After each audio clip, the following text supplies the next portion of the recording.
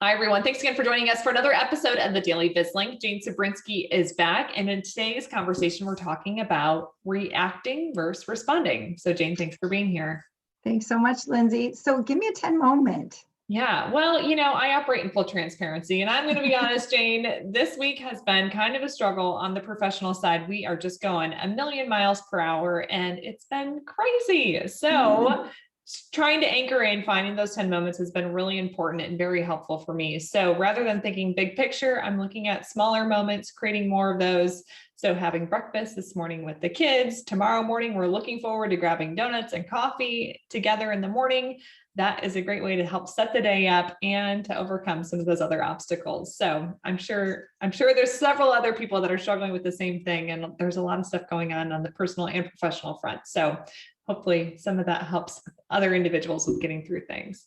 Well, you know, what I love about that, Lindsay, and the beautiful gift that you just gave your audience in sharing that is the fact that it is within our control to find those 10 moments, to create the joy in spite of the circumstances or the situations and the craziness that's going on. And so by you first acknowledging like, okay, it's going to be a rough week. It is a rough week. It might be hard for me to find those 10 moments. You're choosing then to discover them. And that is, I love that, because part of the conversation that I wanted to have today is around emotional intelligence. And that stat tool, in fact, is a great way for us to really be empowered to recognize like, okay, what is my emotional state around this situation right now?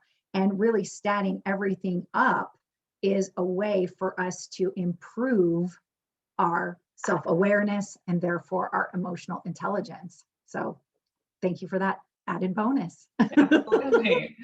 All right. Well, let's dive into today's conversation talking about reacting versus responding. Yeah. What are your thoughts on this? So again, it comes back to emotional intelligence. And we know this concept of emotional intelligence has been around for many, many years, but I think it really fell by the wayside for a long time. And, you know, it has become even more important in conversations, in skill building, in leadership more than ever. And it's one thing to, you know, recognize the concept, but then how do you begin to practice it? And what do you do? And so one of the things that just kind of showed up for me, both personally and professionally this week, is the idea of reacting versus responding. And a reaction is just that. It's an emotional response. You know, it is a reaction. Whereas responding can be a reaction, but it is more geared around emotional intelligence because it has a desired outcome attached to the interaction, not just a reaction. Thoughts? Yeah, I tend to think that when we're responding, I think what's helped me is just taking that emotional aspect out of it, right? So just saying, I know, taking myself out of the picture, ultimately, what are we trying to accomplish? How can we get through this? How can we overcome it? And kind of taking it from the lens of problem solving.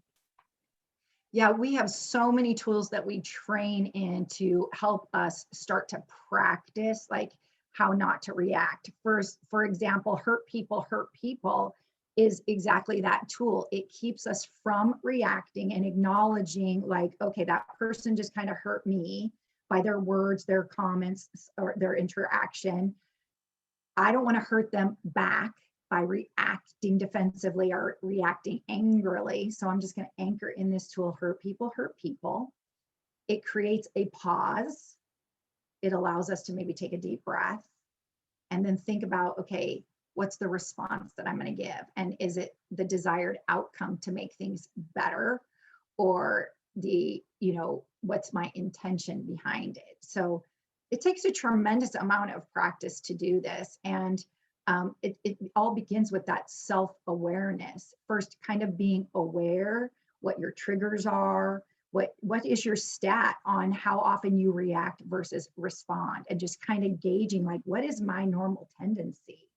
And am I one of those people that just like, it shoots right out of my mouth without any thinking? There's times and places where we need to have an immediate reaction. I mean, you get a flat tire on the freeway, but even then you could have a reaction really quick that is more detrimental, or you can like pause for a minute and go, okay, what do I need to do in this moment? And so I think it's super, super incredible. I think it can be really difficult to practice, but really powerful. And you can't practice unless stuff shows up. So you kind of have to have things show up. So true. I know it's been really helpful for me as I've navigated, exceptionally busy weeks like this one specifically. So the more you can practice, the easier it becomes, I promise. So Jane, as we look to wrap up today's conversation, do you have a specific challenge of the week? Well, so first and foremost, stat up yourself. Start with that self-awareness to go, okay, what is my stat on how I normally respond? And you can do this with verbal conversations. You can do it over text messages. Like, do I quickly text back, vehemently, or do I read it, think about it, and then respond? And sometimes no reaction is the best reaction. And you have to gauge that. Like sometimes no response is the best response. Also look at emails. How quickly do we fire back an email maybe, or we react before we really take into consideration what's being said? And then, giving ourselves a thoughtful response. And so I just want to challenge everybody, because reacting is emotional, responding is emotional intelligence. So if we want to improve our stats on emotional intelligence, practice responding over reacting. So Jane, as we look to wrap up today's conversation, do you have any other last thoughts or ideas for our audience? I just think you got to go out there and practice. So don't be upset when stuff shows up that you want to react to, but also really congratulate yourself when you choose a thoughtful response, because the most important thing is, how do we show up? And oftentimes if we react really quickly, then our words are probably not words we're proud of, or our response in reflection is usually something that we would do differently. So give yourself a pat on the back when you accomplish it, and go for those little wins every day.